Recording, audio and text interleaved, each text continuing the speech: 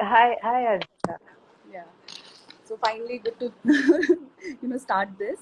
I'm going to skip over the introductions and drive straight in. I'm Anjchita B. Sure. Nair. I am co-founder and COO of Culture, and today we're so happy to have Parvati Sharma here, who has written this wonderful book, Akbar of Hindustan, and we're just going to chat a little bit about this book. So let's start. So Akbar is this magnificent, larger-than-life figure. You've described him as elephant catching, rebel subduing, kingdom usurping Padshah. And so much has been written about his times, and there is an abundance of information out there about him for people to read and find out. How did you navigate all that is available about a figure of his stature while writing this book? And why did you feel the need to add to the already existing work on him, which is what do you think is unique to your reading of Akbar? Well, first of all, thank you very much, Anjchita, for having me, and thank you for reading the book. Uh, I think it was possibly a little presumptuous of me to think that I should also write a book on Akbar. I think partly it was greed. I enjoyed writing Jahangir. I wrote a book on Jahangir before this, and I enjoyed writing that so much that I didn't want to stop. I wanted to uh, continue with the Mughals. And then the question was, which one? Mm. And after a lot of discussion with my publishers, editors, back and forth, I think we agreed on Akbar, and I was a little reluctant because precisely for the reasons that you have outlined, that there's just so much. He is a larger than life character. There's so much written about him in his lifetime, after his lifetime, now. So many opinions, so many theories, so many facts. Just so much that this man never rests. He's just continuously going from one thing, whether he's conquering or it's having meetings and doing reforms, or riding elephants or hunting, or I mean, it just never stops, and it's exhausting. And so uh, I wasn't at all sure. But then, I frankly, having written about the Mughals and having wanting to write more about the Mughals, Akbar really is. If anyone's going to write about the Mughals, then Akbar will come up, because he is the man who really founds the Mughal Empire. And Babur comes here, even as the Battle of 1526, but that's he's here barely 5 years, and then he dies. Humayun, is chased out, spends most of his life fighting with his own brother in Kabul, comes back, almost immediately dies. Akbar is here, for 50 years, and he creates. I mean, he both creates the empire with its geographical boundaries and its, ideological template. So really, you cannot write about the Mughals without, at some point, grappling with Akbar. So then I thought, why not now? And I'm really very glad that I did, because it was difficult and it How was long? challenging, but it was. I mean, it seems like you've done extensive research, so it must have Oh taken well, a lot of time. it took a lot of time. Yes, it took a lot of time. I think it took about three years, and the research is, there's quite a lot of research by lay standards. I'm sure if I'm not, I don't call myself a I'm not an academic historian. An academic historian would possibly have spent 30 years and doing far more. But I wanted to uh, tell the tell the story. So at some point, I mean, and again, in terms of the question that you began with, how did I sort out all the information and all that, was the gathering of the information, and then was the actual organizing of the information. About halfway through, I realized that I can't do this until I make notes. I always make notes. But this time I had to make like a really detailed timeline. Now that timeline was honestly almost as long as the whole Jahangir book. It was about 50,000 words long. Just to get the chronology in some sort of order, and to have some idea of it. So there was a lot of organizational labor involved alongside reading and writing. Nice, wonderful. And you've brought together different views and perspectives of various chroniclers of Akbar's time. and they're writing in such a wonderful way. I loved how you kept bringing in different people's perspectives, especially contradicting ones. And so whose version of the retelling of Akbar's time did you like the most? Like, was it Abul Fazl or Badani or Johar? So which one was your favorite? Oh, I can't say, you can't have favorites. Now, I have to consciously What not you have what you favorites sort because of enjoyed reading the most? I enjoyed all of them in different ways. I enjoyed, but Downey is really, he's a scene stealer. He's so unhappy and so upset and so grumpy and he's full of all these little tidbits of very vicious gossip about all the people that he doesn't like. So he's very enjoyable. It's like reading a sort of a intelligent gossip magazine, like You mentioned that he's all that's going on. sarcastic quite a bit, and He's very, yeah, he's very sarcastic, and he's forever giving gullies to Abul Fazl. He calls him time serving, and and people are making up these names for for people that they don't like. They give them these nicknames, and he tells that Abul Fazl's nickname amongst his enemies is Fazla, which is garbage, which is playing on Fazl. And so the things like that, he's got all these little snippets, and he's got a very opinionated person. There's also, of course, Jauhar.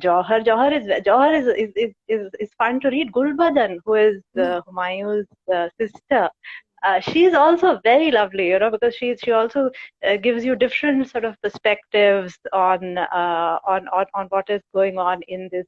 For example, in Kabul, there's a battle between the two brothers, Kamran and Humayun, and the women. Who are many of them all related, of course. I mean, sisters, aunts, mothers, cousins. Amongst them, Gulbadan, and they are locked up inside the Kabul in a kind of little dungeon, and they are sending messages to Humayun to please stop, because you don't want brothers killing each other.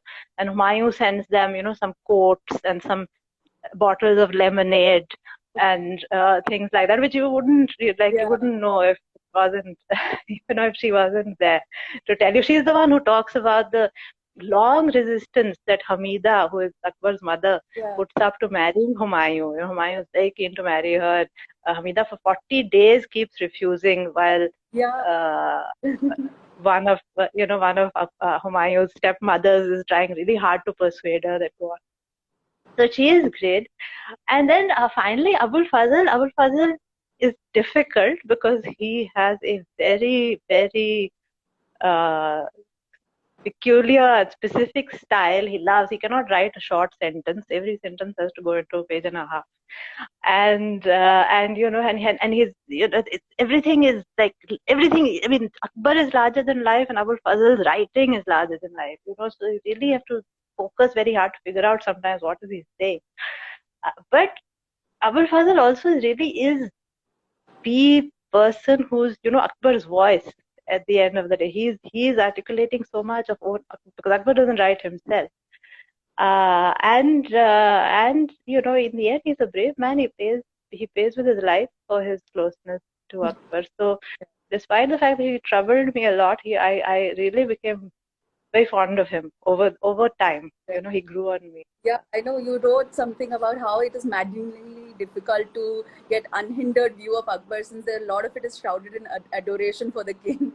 So how did you actually transcend this difficulty? I mean, that's I think partly it's just like you just use your common sense. I mean, like there's when Abul Fazl is talking about Akbar's childhood, and Akbar is very fond of animals, and also equally not fond as a child of studying. He doesn't like, so his tutors are appointed one after the other, and Akbar just forever like skipping school, and instead of going to school, he's going and flying pigeons or racing his dogs or playing with his camels, or and Abul Fazl, of course, when he writes about this, he can't just say that Akbar was skipping school and playing with his pigeons and his dogs. For him, it's he was communing with the divine in the form of flying pigeons. It was some sort of meditation that he was doing. But you can't, I mean, you can imagine this is a, 8, 9-year-old boy that you're talking about. And clearly you can just imagine, somebody who's like that, who enjoys animals, who enjoys physical activity so much. Obviously is not communing with the divine. He's very much playing with his dog. Yeah. And then other times, Badawan is very helpful in that because he has such a different perspective. Yeah, right.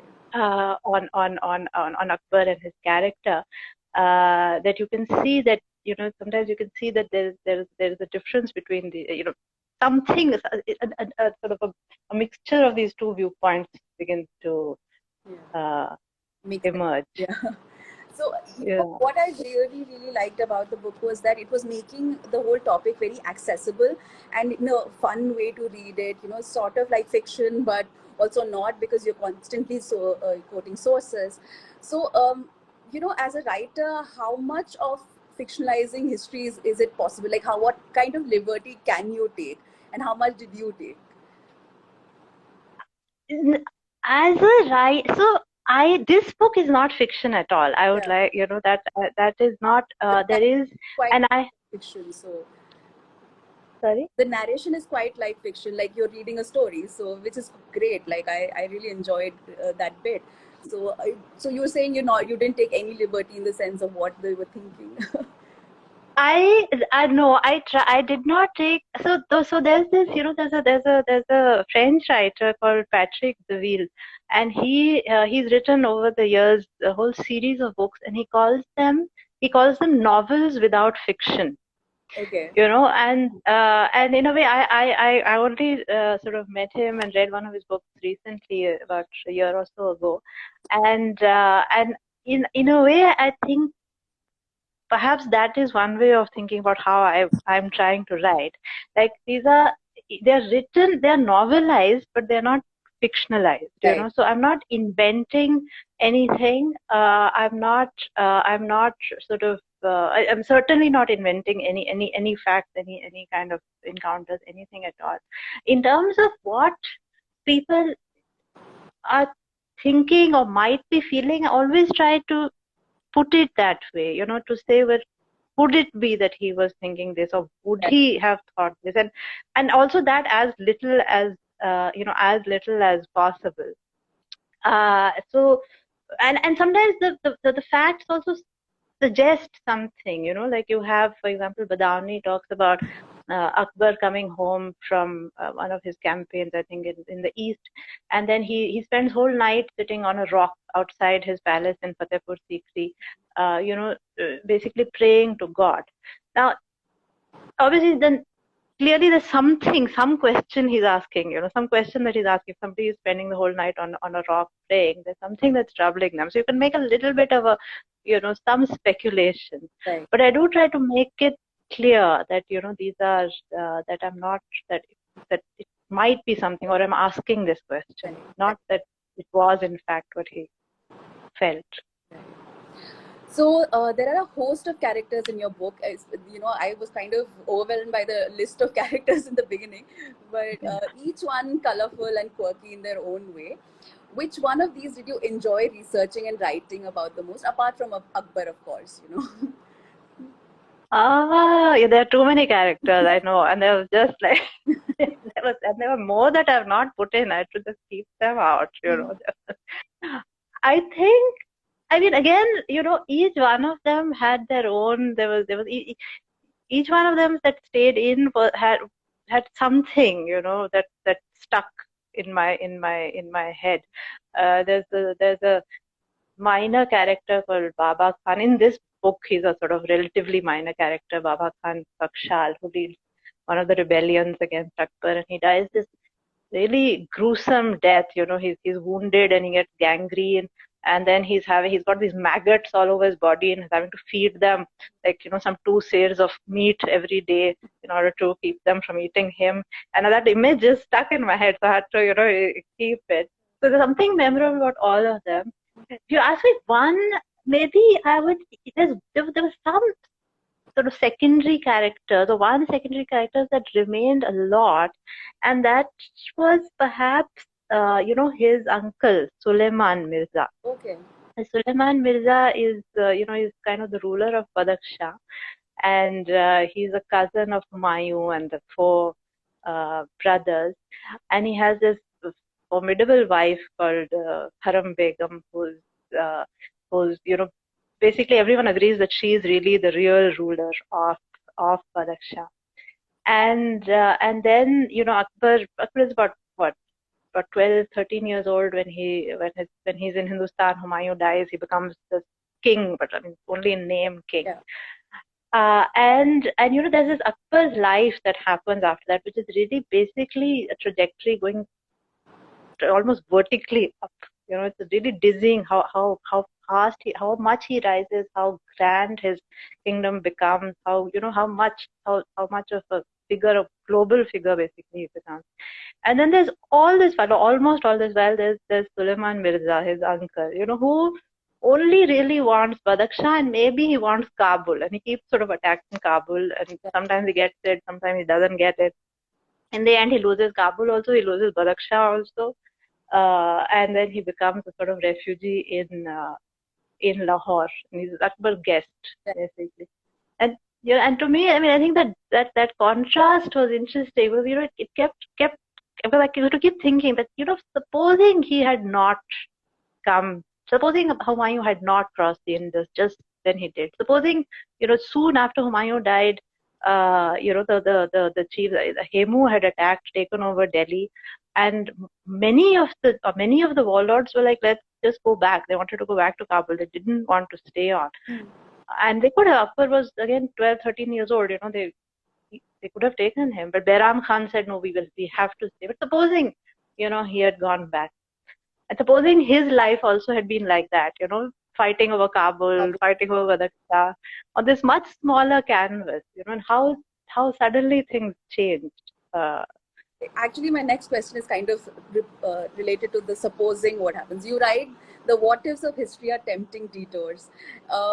What are your sort of favorite what ifs, if there are any? Have you thought about it? Well, one of them is this, this what if, in fact, not just what if they had, what if Humayun had not crossed over this side? What if, in fact, he had gone north? Because that was like one of the other ambitions, which Babur also had, Humayun also had, at some level, all the Mughals vaguely had this ambition of going to Samarkand, which is the ancestral Timur's great capital that Babur tried to conquer 3 times and wasn't able to keep. So supposing it had gone that way, that whole history of the world would have been different.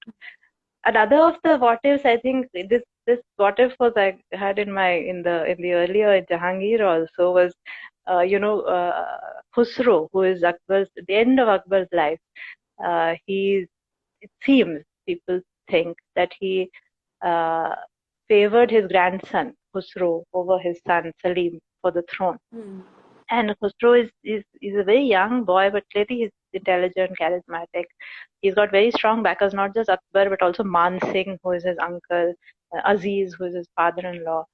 And there is a point where he might, have become the emperor, not Jahangir. And who knows what might have happened in that case also. That's an interesting thought. Okay, when you describe the conquest of Malwa, you compare it to the US Marines trying to transport American democracy to the world and the concept of conquered becoming the beneficiary. Can you talk a bit about that? That was so interesting to me.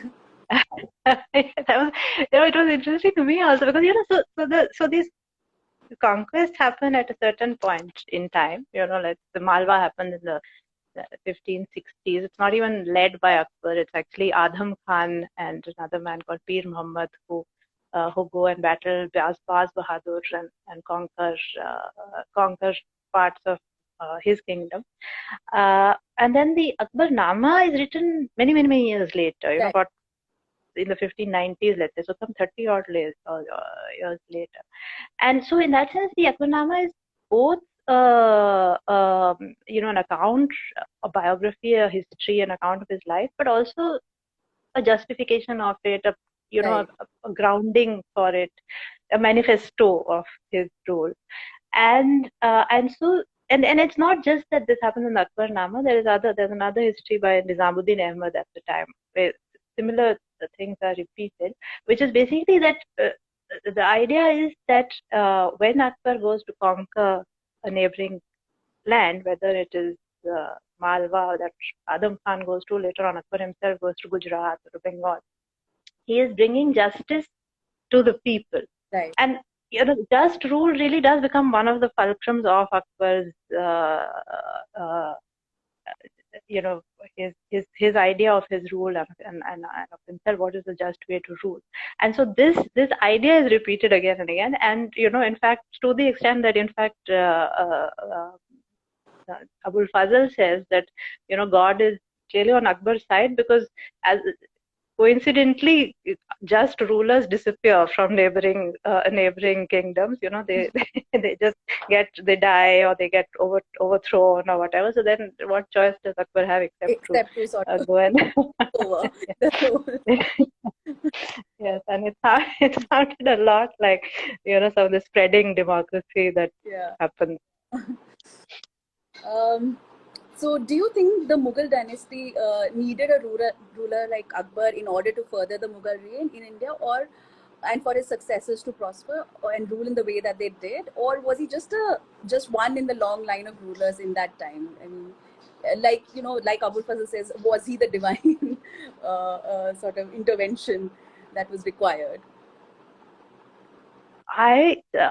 He was certainly not one of a long, he was not like along the, chain of rulers that had come before him. It had been a long time in this sort of the northern India, Hindustan, that there had been any kind of stable long-term rule. There'd be few kings who had ruled for more than 5 years, 10 years, 15 years. Dynasties were toppling left and right. I mean, it just with Babur, you can see Babur is there for 5 years, and Humayun is there for just a handful of years.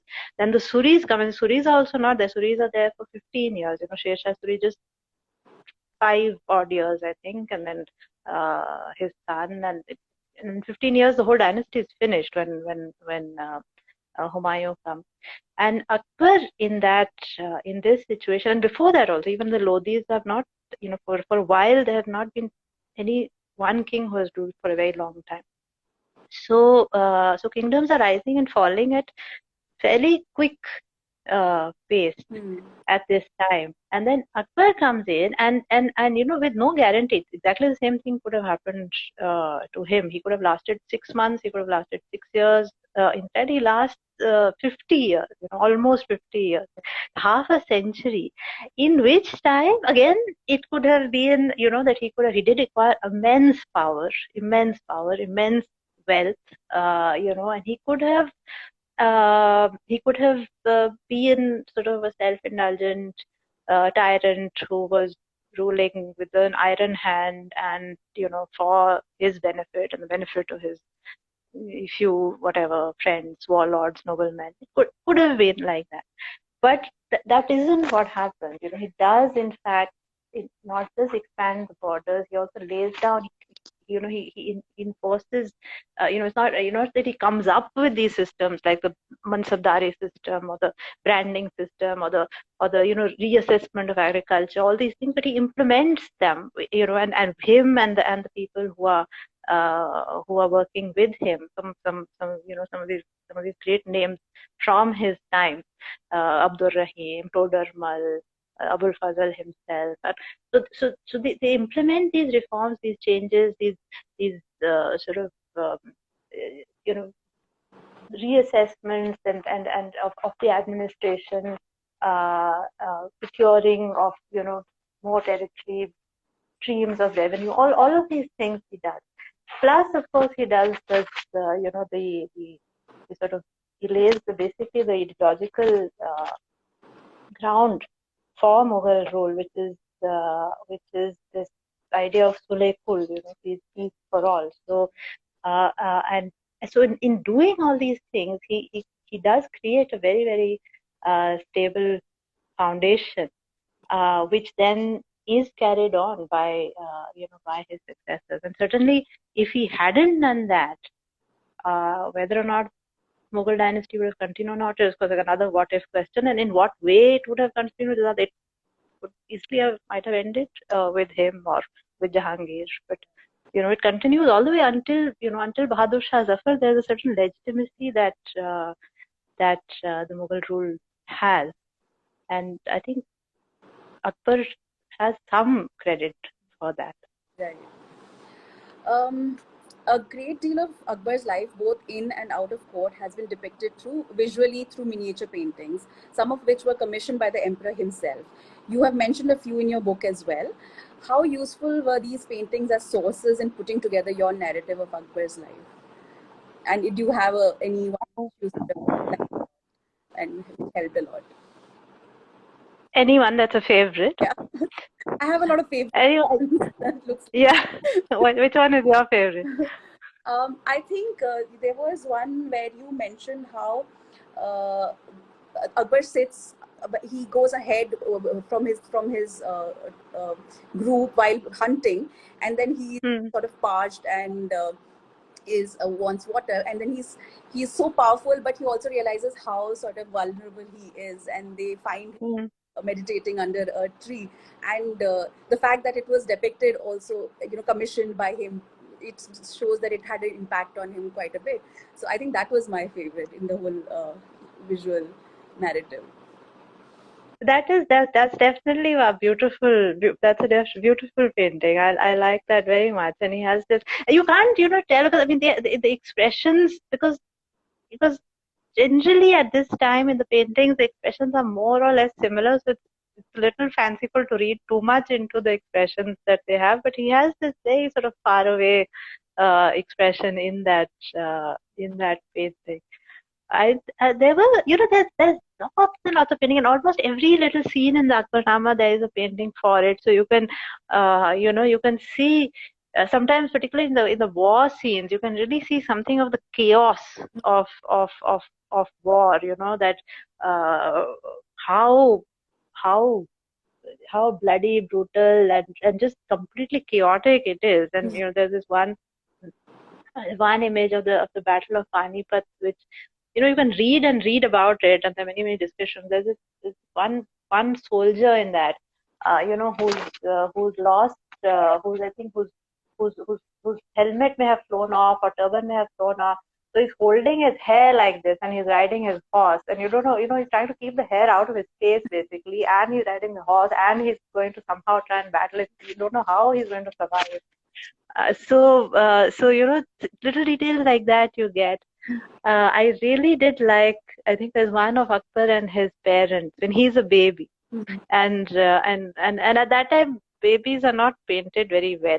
Babies really look like they're ancient. So the baby itself doesn't tell you very much, but it's a little game that Humayun had organized for Akbar to see whether he would recognize his mother. They've been and they'd been separated for some time, and even Humayun and Habinda also, had been away from their own kingdom for a very long time. That's a it's nice in the sense that there's this little toddler, very aged-looking toddler who's going towards Hamida, but also, these two are looking at each other, and very nice, very, like lovers when they look at each other in public, when you can't be too overt, but there's a very nice tenderness between the two of them. So I like that. That was my my desktop background for the last 2 or 3 years while I was writing this. Wonderful. Do you think that Akbar was genuinely ahead of his times in terms of establishing his secular ethos as part of his rule, or would you say it was all just a military and political strategy that suited him at the time? So I would say that,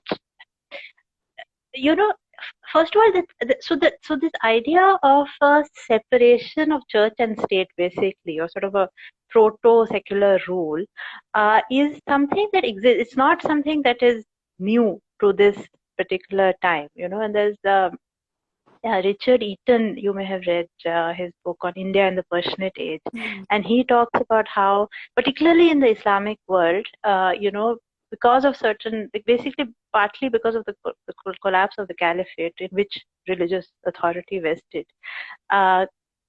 kings, Muslim kings, further and further away, began, they couldn't derive the religious authority that the caliph has, because none of them were caliphs. They were, sultans in Central Asia or the Deccan or wherever.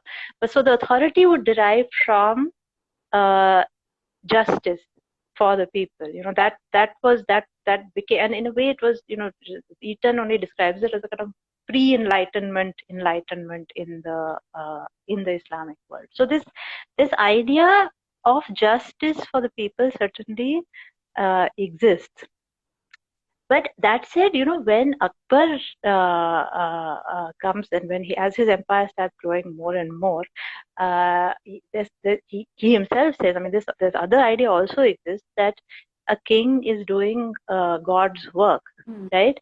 And he's supposed to do God's will. And the problem becomes that you have this kingdom, not just a king. I mean, Akbar himself, he comes from a fairly small font, like we talked about Suleiman Mirza earlier. It's mostly Central Asian, mostly Sunni Muslim. He comes here by the time he's in his 30s. I mean, not just his kingdom, his family. He's married. He's already married more than one Rajput queen. He has a half Rajput son. His kingdom encompasses, I mean, every kind of ethnicity and faith almost that there exists. And so naturally, the question is, which of these many gods is he supposed to follow? Whose will, and then, from the fact that he invests so much in this question, that scene that Badauni describes of him praying all night, the fact that he builds this ibadat khana, and he has, he has these debates, and he invites people to have debates, and he's clearly speaking which, he's, and these can be these can get very fiery, these debates. There's one modern historian who describes them as almost gladiatorial combat, that everyone's trying to prove which one of them is representing the real faith, the true God. And Akbar is very invested in this. I mean, he's not doing it just for amusement or entertainment. It's causing him problems. There are, because these kind of debates or other things that he's doing are, rumors are spreading around about him across in different parts of the empire. Even you could even say some rebellions are provoked because of it. And then, but he continues, and then I think there at some point where he seems to, and this is where I think he really, that there is something about this that is ahead of his time, that is that anticipates sort of the the modern sort of secular multicultural state, is that he decides that he doesn't need to know God's will or one God's will as such. Yes, he can, his focus can be just on a just rule that delivers peace and prosperity to the people. There's no need for a god in this equation, and people can worship, who they like. And certainly, I mean, there's, to the question of whether this is to his advantage or not. I think you can answer it two ways. On the one hand, no, because it does provoke a lot of debate, resentment, rebellion. A lot of Badauni's criticism is on this idea of Akbar, being heretical, giving up, not being like, is he even Muslim anymore? Has he given up the faith? Not just Badauni. There's a Jesuit priest, Father Montserrat, who comes. And he is very keen to convert Akbar to Christianity. And of course, so he's very happy. He and the others are very happy that these debates are happening. But in the end, they also say, because they realize that Akbar is allowing, everyone to worship who they like, and he, Father Montserrat puts the whole problem very well. He said, in allowing anyone to worship whoever they choose, basically Akbar is saying that there's no one true God, and at the time when, I mean, even now you can see how it causes problems, But at that time, when people believe very deeply and strongly, and these can become life and death matters. It's not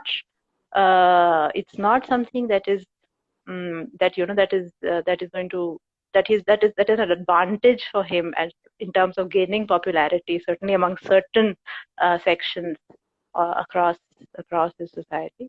But on the other hand, it is how else you govern a kingdom or an empire that has so much diversity. You cannot govern it well without allowing people to practice to live their diverse lives, and that realization Akbar has, and which is why then the Mughal Empire is stable and prosperous and successful as for as long as it is. Because if it hadn't been like that, it wouldn't have been able to sustain itself. Right. There would have been. Yeah. How different was it to write a history of Akbar as compared to your previous experience of writing Jahangir's history? It was much more difficult. Yeah. I don't know what it was with Jahangir. I just liked him. Not just liked him, I just felt an instant sort of connection with him. I enjoyed him. I didn't feel like I think empathy is like we're talking about writing history, but like a novel, or writing in a way a novelistic style. I think part of that comes from a sense of empathy, or first of all feeling empathy, and then being able to create that empathy. And for empathy, you need to feel a certain sense of, okay, I could be sitting with Jahangir now and like having a drink, or having a chat, like it could happen, theoretically. And but with Akbar, there's, because of this great aura, like even when you are even sitting here writing about him, you just feel like, oh, you should sit up straight when you're writing, or you just feel a little bit like this danger of being overwhelmed is very much there. And I didn't, I wanted to be able to feel informal about him, not feel, to not feel sort of overwhelmed, or to feel like, oh, it tends to happen two ways. I mean, many people who write about Akbar, there's one that writes in, there's nothing he can do wrong, and then there's another that nothing he can do right. People have very, very strong reactions. Yeah. And I didn't want to have those kind of strong reactions. So I think that was one of the big difficulties. I mean, all the information, organizing, all of that was one big thing, but this was sort of in my head, how to. Yeah. No, I mean, you do such a good job of like sort of showing the transition from a boy who runs around bareheaded in a lungi on a terrace to sort of one who does these philosophical debates. So it's really great that you sort of show him as a person, and that's really sort of wonderful, because always he's been larger than life figure, but now you see him as an individual with feelings, emotions, and who's confused also at times. But yeah. So you've written on Jahangir and now Akbar. At one point in the book, you say a full account of Humayun's adventures would arouse all the pity and terror of Greek tragedy and empty the ink from any storyteller's pen. It's a shame it isn't more often told. Are you hinting at what may be coming next? I was hinting at the fact that actually, honestly, at that point, I was thinking I'll just write about Humayun. It seemed more again with Humayun. I felt get a connection. I think as it is, I think people are very successful. I knew that greatly successful, ambitious people. I don't know how to deal with people like Jahangir, Humayun are not quite. They're easier, and I really, in the beginning, I was thinking, why not just go this way, and just continue with Humayun only and forget Akbar. But I don't know. Right now, I haven't thought of anything. I'm just. What about a female protagonist? Are there any female characters that have fascinated you during your research?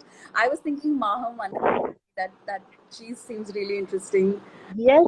Maham is a fantastic character, and really, sort of, and very tragic also. Yeah. That how in the end she dies, and it's all her idiot son's doing. I mean, if it wasn't for him, she wouldn't have Yeah. necessarily had to, but she's clever, she's loving, she's loyal, she's intelligent, she's a great character. And there are others too. I think there was Ma Chuchak. Ma Chuchak Begum is Humayun's youngest wife and the mother of Akbar's half brother. Mm-hmm. And she's also quite a fascinating woman. I mean, she when Humayun dies, Hakim, that's her son, is a baby, and but she keeps the throne for him of Kabul. She keeps repelling various attacks against Kabul. She even leads an army against one of Akbar's generals and defeats him. In the end, she's murdered by one of the big villains in this book. So there are fantastic women characters. Gulbadan herself, I think, and I think I think Ruby Lal is writing a book on her. So I'm looking Okay. forward to reading that. Hamida, how she, she's a 15, 16-year-old, and the She was, emperor without a throne wants to marry her. yeah. And then she's very close to Akbar his whole life. She even leaves her to govern cities sometimes in his absence. And I think it seems like emerges that she's one of his advisors. They say he never says no to her. He listens to her.